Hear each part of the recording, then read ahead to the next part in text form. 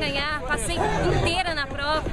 Quando chegou no quilômetro 8, começou a pegar um pouco. No quilômetro 8 eu caí para a quarta colocada, eu estava entre as 3 melhores, eu caí para a quarta.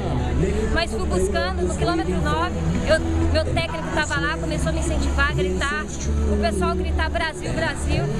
Foi onde eu consegui recuperar as forças, vim junto, faltando 500 metros, eu dei um sprint final, fui para a segunda colocada, faltando 300 metros eu perdi a segunda colocação para a queniana, faltando 200 metros eu falei, não, eu não posso deixar, eu tenho que ir e conseguir cruzar a linha de chegada com o vice-campeonato. Para mim foi uma vitória muito grande. É isso, meu próximo objetivo agora é a volta internacional da Pampulha, que a gente vai com força total para tentar ficar entre as 5 primeiras colocadas, sabemos que estamos bem. E na São Silvestre, ano passado eu fui 11ª, sendo que a premiação era para as 10, eu fui 11ª. E este ano tentar ficar entre as 10 e melhorar a marca. Se Deus permitir, estaremos no pódio, se Deus quiser.